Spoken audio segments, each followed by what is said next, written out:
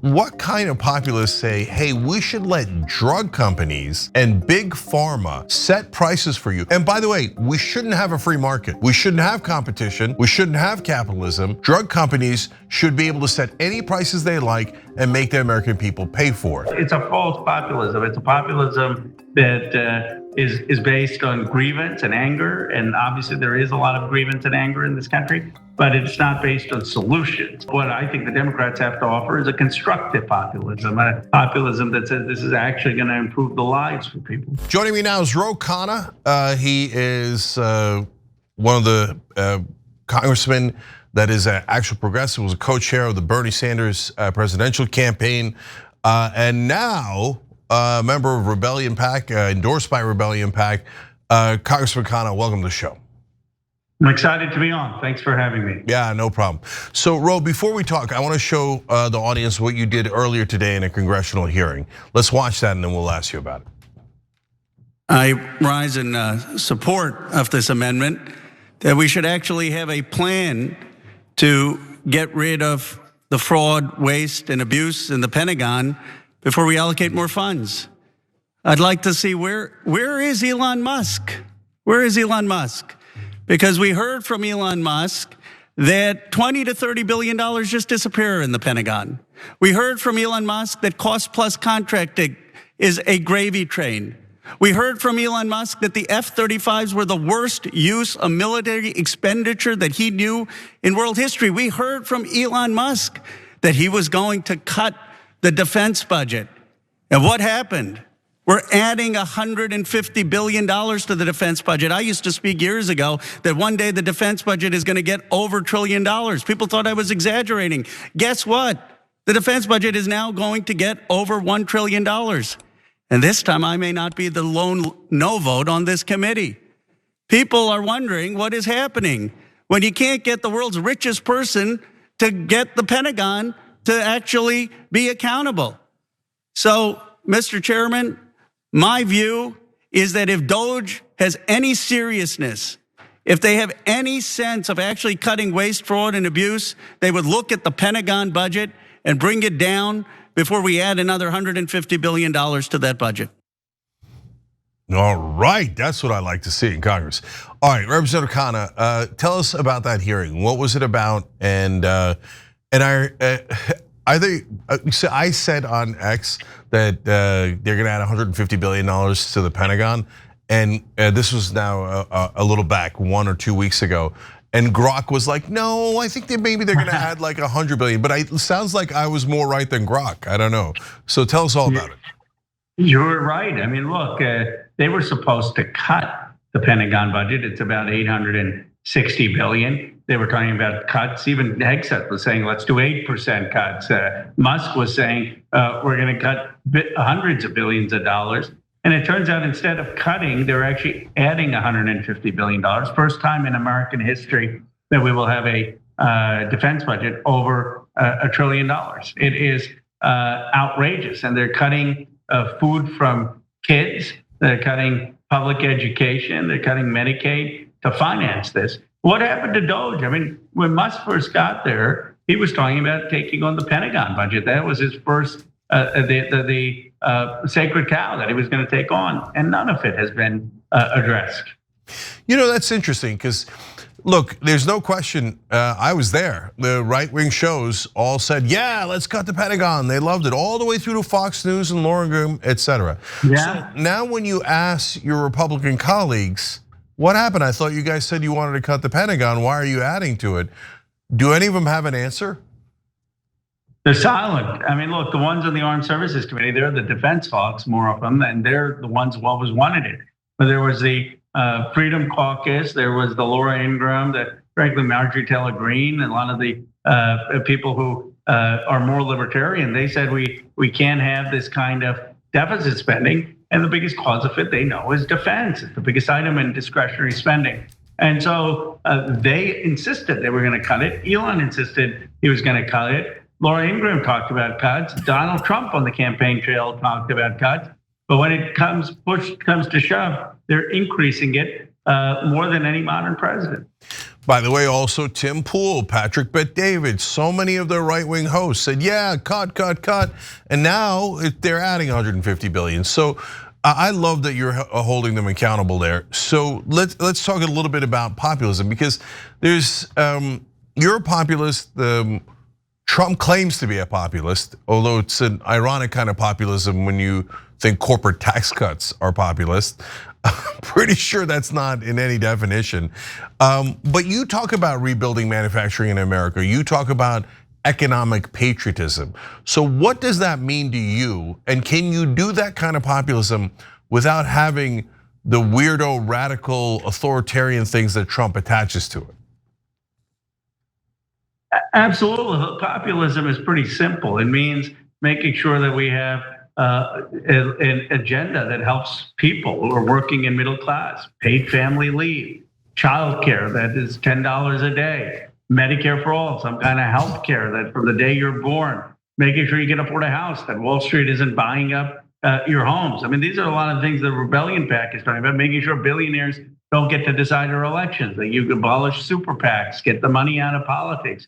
But it also means that we understand a modern economy, that to build modern factories, you're going to need federal financing. You're going to need to develop a federal workforce. You're going to need the government to help buy, to create a stable demand signal. And what the Democratic Party should be is running on what I call a new economic patriotism, a real economic vision of how we're going to build new industry, build new economic jobs, and an anti-corruption agenda, as a lot of the Rebellion PAC has, and a lot of a working class agenda, helping improve life for ordinary Americans. That's populism. It's not just bluster.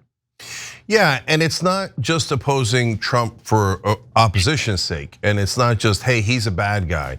It's something constructive. It's something that you're offering the country. And so how about taking it to other members in Congress? So you mentioned, some of the pillars of populism, and you mentioned in the context of Rebellion PAC, et cetera. And so there's the populist plank, and those are the things that you talked about there: anti-war, money out of politics, lower drug prices, housing prices, et cetera. Can you take that to other members in the House and see if we can get that to be accepted by the majority of the Democratic Party? I am. I'm going to be taking those 6 points. I mean, lower drug prices are central to helping relieve Americans and Medicare costs. I heard Dr. Oz on Chris Cuomo yesterday talking about all the things he was going to do to cut Medicare fraud, but then he didn't mention that he would negotiate prescription drugs. That's the biggest part of the cost. He didn't mention they would take on Medicare Advantage, that is having their patients seem sicker than they are. He didn't mention that he was going to take on the hospitals that are charging 3 times as much for facility fees than if you go and get the same procedure at a clinic. And so these policy planks of negotiating on prescription drugs are popular. That actually save costs, and the whole Democratic caucus should be on them. But I've already started to reach out to some of the members to see how many populists we can really get. All right, terrific. And so, when they add to the Pentagon instead of cutting it, it puts a lie to their populism. And they're aiding and abetting pork barrel politics in the Defense Department, which is where most of it is. But your point about Medicare and the drug prices puts a bigger lie to their fake populism. Because what kind of populists say, hey, we should let drug companies and big pharma set prices for you? And by the way, we shouldn't have a free market. We shouldn't have competition. We shouldn't have capitalism. Drug companies should be able to set any prices they like and make the American people pay for it.